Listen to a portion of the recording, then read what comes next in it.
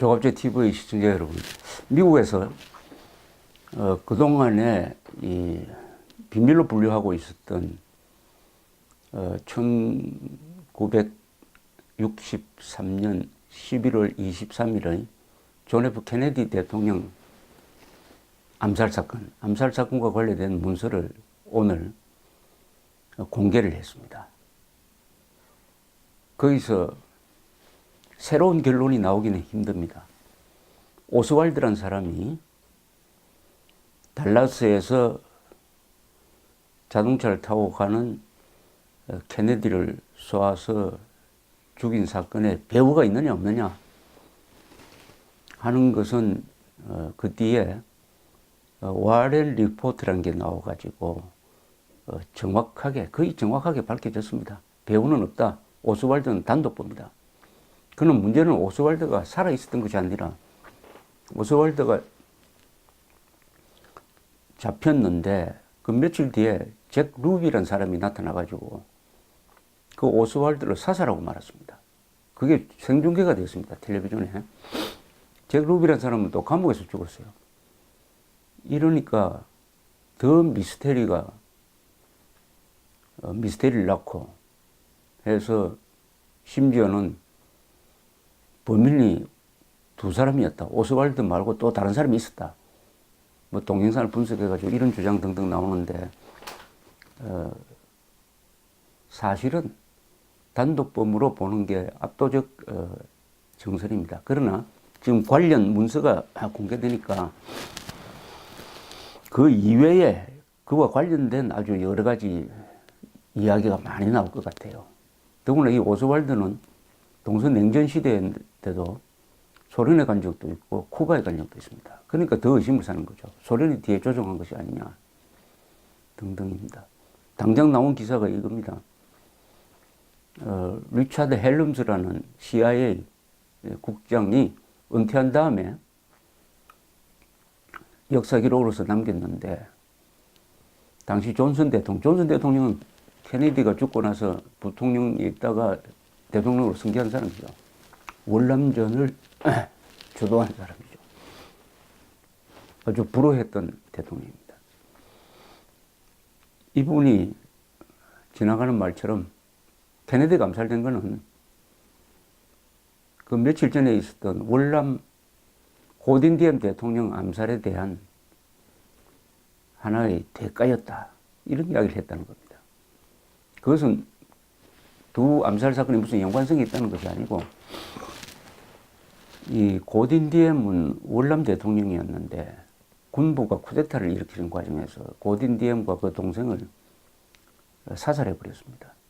그게 미국 CIA가 거기에 관여했습니다. 미국 대사관도 관여했습니다. 케네디 대통령은 그 보고를 듣고 굉장히 화를 냈다고 합니다. 물론 자신이 지시한 것은 아닌데 쿠데타를 지원하는 과정에서 고딘디엠 형제가 암살됐는데 바로 그 며칠 뒤에 케네디가 또 암살되어 버렸습니다. 이 고딘디엠 암살은 월남을 망친 사건입니다. 고딘디엠은 독재자이긴 했지만은 철저한 반공주의자고 지도력도 있었습니다. 그런데 인권 문제가 제기되니까 미국에서 고딘디엠을 치우고 만만한 군인들을 앉히려고 해서 군부 쿠데타를 지원했는데 고딘디엠이 사라지니까 지도력에 공백이 생기고 해서 계속 쿠데타가 계속적으로 나고 해서 베트콩과 싸우는 이 반공전선이 분열되고 말았습니다. 그게 월남에서 지는 가장 큰 이유입니다. 이 케네디 암살이 1963년 11월인데 박정희 대통령 암살은 1979년 10월 26일. 이 케네디와 박정희 대통령은 나이가 같습니다. 그리고 1961년에 박정희 의장이죠. 대장 계급장을 딴 박정희 의장이 미국을 방문해가지고 케네디를 만납니다. 이때 케네디가 박정희를 아주 좋게 봤다고 그럽니다. 그때 박정희 대통령은 케네디한테 우리가 월남에 파병할 용의가 있다라는 이야기까지 해가지고 그 뒤에 실제로 파병하게 됩니다만, 월남 파병이라는 약 5만 명, 연인으로 30만 명, 가장 많이 주둔할 때는 5만 명이었습니다. 월남 파병을 통해서 박정희 존선 관계는 매우 좋아집니다. 하나의 한미 관계에서 밀월 관계가 형성되는 거죠. 혈맹이니까요. 그러다가 미국에서도 정권이 교체되고 하는 과정에서 박정희 대통령으로서는 참 불행한 사람이 한 사람 등장하는데, 그게 지미 카터 대통령이었습니다. 이 사람이 박정희 대통령이 인권을 타락한다, 그래서 주한미군을 빼겠다 하는 공약을 내겁니다. 1976년 대통령 선거 때. 아니, 인권을 좀 제약하는 거하고 주한미군을 빼는 게 무슨 관계가 있습니까? 주한미군은 한국의 필요뿐만 아니라 미국의 냉전시대 때 미국이 절대적으로 필요한 교두보였습니다. 유라시아 전체가 적화가 됐는데 휴전선 남쪽에 자유의 보루가 있고 거기에 주한미군이 주둔한다는 것은 얼마나 미국에 유리합니까? 더구나 주한미군이 당시에 한 4만 명 됐는데 4만 명이 있음으로 해서 그때는 작전 지휘권이 유엔군 사령관이 갖고 있었습니다. 작전 지휘권을 가지고 예비군을 포함해서 한 300만 명 되는 한국군을 지휘할 수 있게 되니까 미국으로서는 절대적으로 유리한 것인데, 그것을 주한미군을 빼겠다고 했습니다. 한국에서도 물론 반대가 일어났지만은 미국 안에서도 군인들이 반발하고 공개적으로 반발하고 해서 결국 그 계획은 성사되지 않았지만은 그 과정에 시간이 많이 걸렸습니다. 그러면서 한미 관계가 나빠졌어요. 그러던 차에 박정희 대통령이 암살되니까 지금까지도 박정희 대통령 암살에 미국이 관여했다 하는 이야기가 끊임없이 제기되기도 합니다. 저도 그 관점에서 취재를 많이 했습니다. 결론적으로 이야기하면은 김재규한테 미국의 CIA나 뭐 대사나 어떤 사람이 박정희를 암살하는 부탁을 했다든지 하는 증거는 없습니다. 그런 것은 없었다고 보는 게 맞습니다. 당시에 미국에는 CIA에 대한 조사가 또 많이 벌어지고 있어가지고 CIA가 냉전시대 때 칠레의 아엔데를 제거하는 군사 쿠데타에 관여했다든지 등등 해가지고 외국인 요인 암살에 관여했다, 특히 카스트로를 암살하려고 했다든지 이런 게 폭로가 되는 바람에 CIA가 아주 위축돼 있을 때입니다. 또 공식적으로 앞으로 CIA는 외국 국가 원수를 암살하는 일에 관여해서는 안 된다는 그런 법적 제재가 마련되는 그런 시기였습니다. 따라서 박정희를 제거하려는 그런 계획이 일어날 수가 없었습니다. 그래서 구체적 지시관계나 이런 건 없습니다. 그 뒤에 김재규가 박정희를 암살한 다음에 한 행동을 보면 잘 압니다. 미국에도 알리지 말자고 합니다. 미국에도 비밀로 붙이자고 합니다. 다만 김재규가 불만을 품은 여러 가지 이유 중에 하나가 박정희가 아주 심혈을 기울여서 추진했던 이 자주국방을 상당히 못마땅하게 생각했다는 것을 알 수가 있습니다. 김재규가. 박정희는 주한미군 나가면 좋다, 우리는 핵개발하겠다. 그전에도 핵개발하다가 포드 대통령 시절에 만류해서 포기했는데 주한미군 빼내면 우리는 핵개발하겠다. 그리고 자주국방력을 갖추기 위해서 창원 네, 방위산업체를 건설하고 중화공업 건설을 하면서 자주국방 노선을 공개적으로 천명을 했습니다. 이게 미국을 자극을 했습니다. 이게 미국을 자극을 했습니다. 미국은 지금이나 그때나 한국이 핵개발하고 자주국방 노선으로 가는 것을 좋아하지 않죠. 그런데 김재규는 항소 이후 보충서에서 이렇게 썼습니다. 자주국방이 이상일지는 몰라도 현실적으로는 잠꼬대에 지나지 않는다. 서독 같은 나라도 집단 안보를 강조하고 있는데 우리나라가 자주국방을 내세우고 있다는 것은 발상 자체가 우스운 것이다. 이 발언은 정말 문제입니다. 정보부장이라는 사람이 박정희의 안보정책을 적극적으로 지원해야 될 사람이 박정희가 모든 것을 걸고 추진했던 자주국방을 잠꼬대다. 발상 자체가 웃기는 거다. 이런 표현을 썼다. 여기에 뭔가 있다는 생각이 듭니다. 그건 뭐냐. 이 부분에서는 미국과 김재규가 같은 생각을 갖고 있었을 것입니다. 박정희의 자주국방 정책. 이것은 말도 안 된다. 위험하다. 박정희가 안 그래도 이 자존심 강한 사람인데 옛날부터 박정희의 이력을 조사를 하면은 미군 고문관들하고 사이가 안 좋았습니다. 이 사람들이 이분이 독자 노선으로 갈 가능성이 있다. 자주국방적 구축이 그것을 위한 것이다. 이런 의심을 가지고 있었는데 모든 정보를 장악하고 있었던 김재규가 박정희의 가장 중요한 노선을 뒤에서 잠꼬대다. 발상 자체가 웃긴다라고 이야기를 했다면 그때부터 충성심에 문제가 생기는 것이죠. 또 하나 한미 간의 그때 가장 큰 문제는 소위 인권 탄압 문제였습니다. 인권 탄압 문제. 그때 6월에 카터 대통령이 한국에 오게 돼 있었습니다. 글라이스틴 주한 미국 대사는 그 무렵 김재규와 아주 자주 만납니다. 자주 만나는 이유가 있습니다.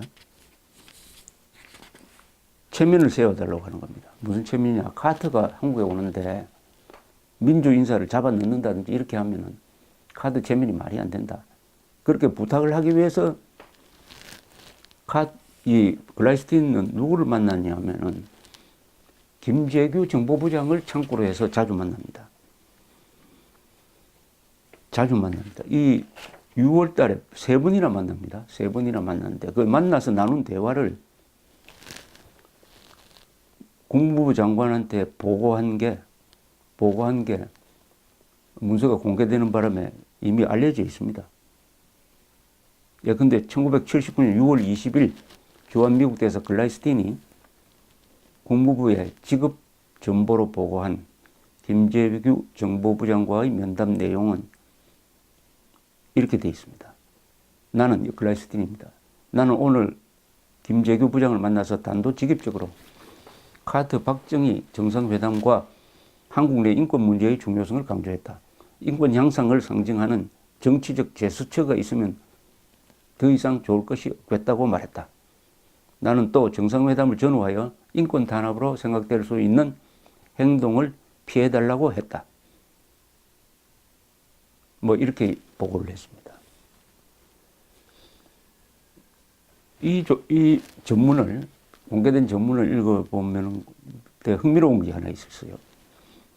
마지막으로 글라이스틴 대사와 김재규가 만난 게 언제냐 하면은 박 대통령 시해 사건 꼭 한 달 전입니다. 9월 26일입니다. 9월 26일에 글라이스틴 대사가 김재규 정보부장과 만나고 나서 상부에 보고한 내용에 이런 게 있습니다. 두 사람이 대화가 거의 끝날 때 김재규가 글라이스틴 대사한테 묻습니다. 한국 경제와 국내 정치의 진행 방향에 대한 대사님의 분석을 듣고 싶습니다. 이렇게 물으니까 글라이스틴 대사가 이렇게 이야기를 합니다. 나는 경제학자는 아니지만 한국 경제는 앞으로 6달에서 12달 사이에 침체할 것으로 봅니다. 그러나 나는 한국 경제가 기본적으로 건전하여 성장을 계속하겠지만 과거와 같은 성장률을 유지하기는 어려울 것이라고 생각합니다.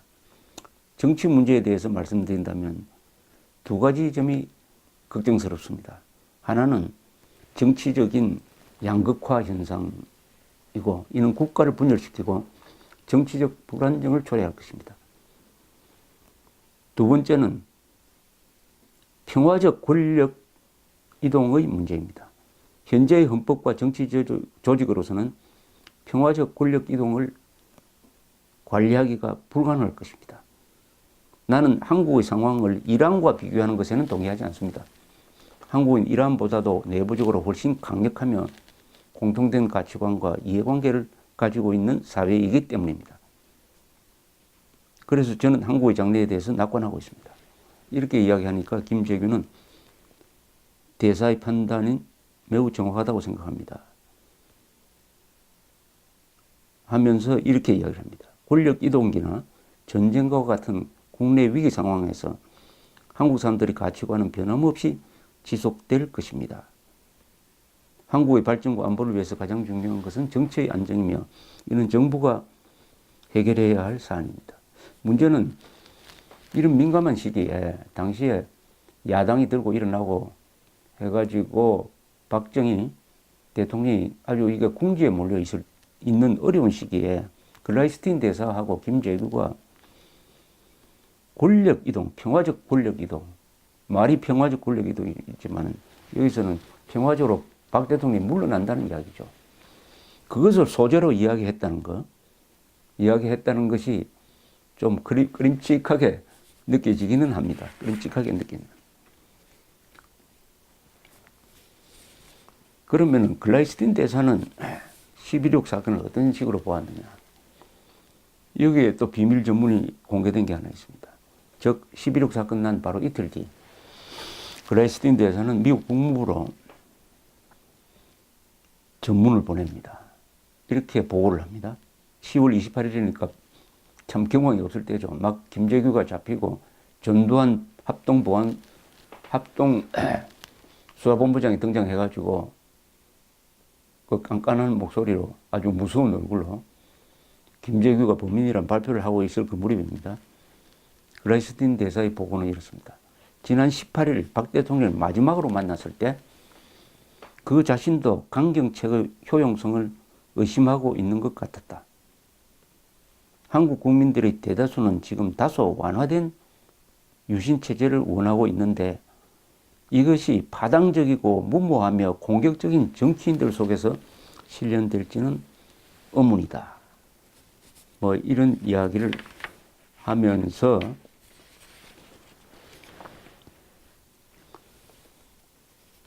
다른 전문에서는 자기는 박 대통령 암살 보고를 받았을 때 이게 군사 쿠데타라고 처음에는 생각했다.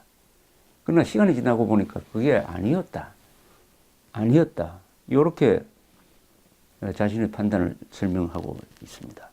왜 딱 듣자마자 군사 쿠데타라고 생각했느냐 하는 것은 나름대로 이해가 갑니다. 김재규의 범행 옆자리에 정성화 계엄사령관이 뒤에 계엄사령관이 됩니다만 육군참모총장이 식사 초대가 되어 있어가지고 그 현장에 있었다는 것이 알려지면서 정성화 장군을 의심을 했습니다. 공범이 아니냐. 사실은 공범이 아닌데 아닌 것으로 밝혀졌습니다만 그때는 정보가 부족할 때니까 군사 쿠데타라고 생각할 면도 있었습니다. 1979년 11월 19일 글라이스틴 대사는 국무부에 아주 흥미로운 해명성 전문을 하나 보냅니다.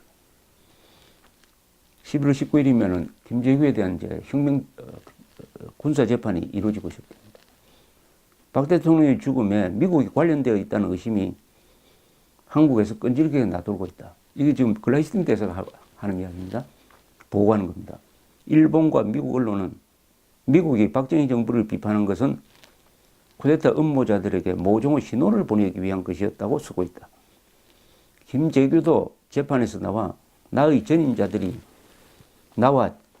전임자들이 자신에게 박 대통령을 공격하라고 부추겼다는 주장을 하고 나올 가능성이 있다.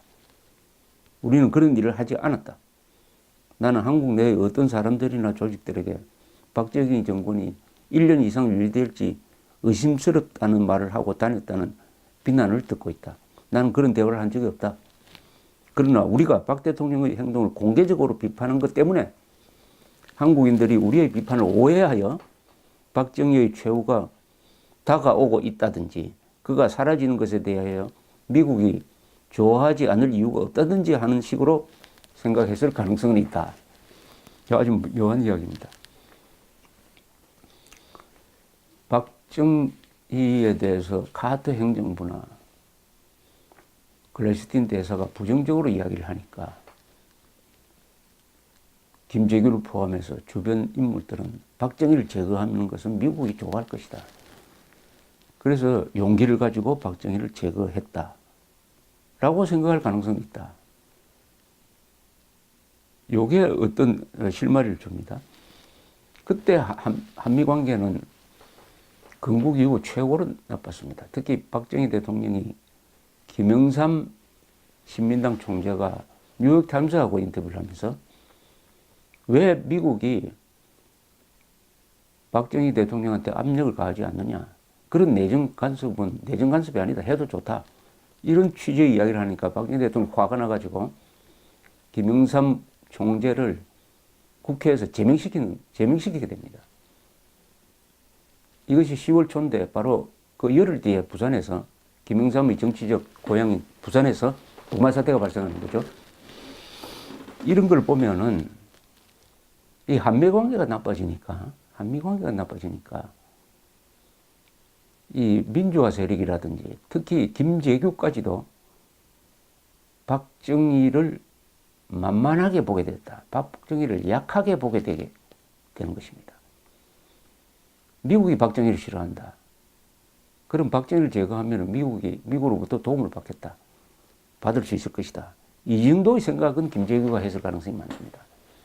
그러나 그렇다고 미국이 구체적으로 어떻게 시킨 건 아니죠. 그러니까 두 나라의 관계가 나빠지니까 그 속에서 여러 가지 상상력도 의심 이런 게 일어나가지고 그게 간접적으로 김재규의 마음에 작용을 해가지고 박정희를 암살하게 되었다는 정도의 관여. 이건 관여라고 보기는 힘들고 현상이겠죠, 현상. 그러나 작은 나라와 큰 나라 간에 갈등 관계가 생기면은 그 작은 나라에서 권력층 안에서 분열이 일어나는 수가 있습니다. 미국도 지금 세계 전체와 협조해가지고 김정은에 대한 압력을 가속화시키고 있습니다. 이게 북한 노동당 정권 안에서 김정은의 권위를 약화시킬 가능성이 있습니다. 이게 세계가 이렇게 김정은을 타겟으로 해가지고 이렇게 죄어오면은 이게 시간 문제겠구나. 그럼 나는 어떻게 해야 되느냐 하는 계산이 복잡해지는 것입니다. 이런 과정에서 암살 쿠데타 등의 가능성이 높아지는 것이죠. 높아지는 것입니다. 그건 물론 미국 CIA가 중국의 정보기관과 합세해가지고 김정은을 제거할 수도 있습니다. 그렇게 하지 않더라도 이 분위기가 지금 1979년 박정희가 느꼈던 분위기, 비슷한 분위기를 어떻게 보면 삼면의 적으로 둘러싸여 있는 분위기. 그때 박정희 대통령은 북한, 남한의 민주화 세력 또는 친미 세력 그리고 미국 이 삼면의 적에 둘러싸여서 상당히 고립감을 느끼고 있었는데 그 박정희를 지켜야 할 김재규가 바로 그런 분위기에 영향을 받아가지고 박정희를 사살하게 되는 거죠. 물론 감정적인 것도 컸습니다. 차지철에 대한 불만. 박정희 경호실장 차지철이가 대위 출신인데 중장 출신인 김재규에 대해서 아주 무례하게 행동한, 그래서 차지철을 먼저 쏘고 그 다음에 박정희를 쏘는데, 박정희는 형님 같은 사람이죠. 나이도 7살 많고 김재규를 출세시킨 사람이 박정희인데 박정희에 대한 미움보다는 차지철에 대한 미움이 더 컸습니다. 그래서 합동수사본부 수사관들은 이런 농담을 하곤 했습니다. 11.6 사건의 주범은 차지철이다. 자치처리가 11.6 사건을 만들었다. 오만 방자하게 행동하다가. 뭐 이런 농담을 했는데 그게도 진실이 있습니다. 그러나 한미 간의 관계가 나빠졌다는 것이 하나의 분위기를 조성한 것은 사실이다. 이렇게 보입니다. 그런데 글라이스틴 대사는 저도 한 10여 년 전에 퇴임한 글라이스틴 대사를 만나서 박정희 대통령이 핵 개발한 것이 미국을 경계해가지고 박정희 대통령의 몰락으로 이어지지 않았냐고 물었더니 글라이스틴 대사는 완강하게 부인했습니다. 박정희 대통령은 재처리 시설, 프랑스로부터 재처리 시설 도입을 포기했기 때문에 우리는 박정희 대통령의 핵 개발 의지를 포기했다는 것을 의심하지 않았다. 그것은 전혀 문제가 되지 않았다. 이런 이야기를 하는 걸 직접 들은 적이 있습니다. 글라이스틴 대사가 박정희 대통령을 괴롭힌 사람으로 알려져 있지만은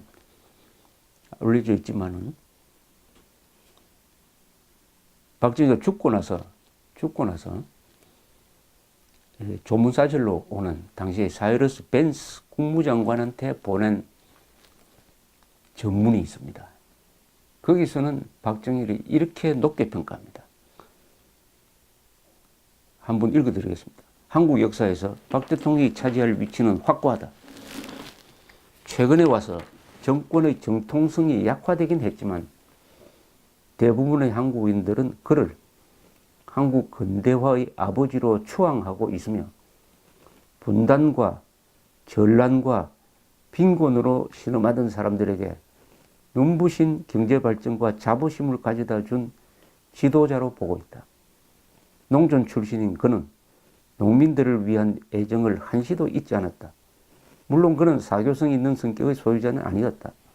국민들에게 무엇이 최선인지는 내가 가장 잘 안다는 식의 자신만만함은 그의 모델이었던 일본 명치유신 시절의 영향이었다. 지금은 그의 위대한 성취에 대해서 경의를 표하면서 다른 해결책을 요구하는 미래에 대비할 때이다. 극찬을 하고 있습니다. 글라이스틴 대사는 그때 김대중, 김영삼 이런 분들하고 자주 접촉을 해서 글라이스틴 대사를 민주화 또는 야당 진영에서는 자기 편이라고 생각했습니다. 그러나 이 사람이 보고한 문서를 읽어보면은 김영삼, 김대중 민주투사들에 대한 평가는 아주 낮아요. 박정희에 대한 평가는 이렇게 높습니다. 사람을 제대로 알면서 국가적 외교의 입장에서 뭐 일종의 악역을 담당했다. 이렇게 판단이 됩니다. 글라이스틴 대사의 박정희에 대한 평가는 제가 다시 한번 읽어드리겠습니다. 한국 역사에서 박 대통령이 차지할 위치는 확고하다. 최근에 와서 정권의 정통성이 약화되긴 했지만 대부분의 한국인들은 그를 한국 근대화의 아버지로 추앙하고 있으며 분단과 전란과 빈곤으로 신음하던 사람들에게 눈부신 경제발전과 자부심을 가져다 준 지도자로 보고 있다.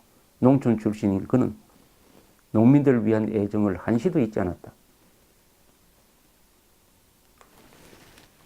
이게 뭐 정확한 판단 아닌가 그렇게 생각합니다. 결론적으로 박정희 죽음에 미국이 관여되었느냐? 관여되었습니다. 그러면 김재규에게 박정희를 죽이라는 암시나 지시가 있었느냐? 그것은 없었습니다. 이게 제 결론입니다. 감사합니다.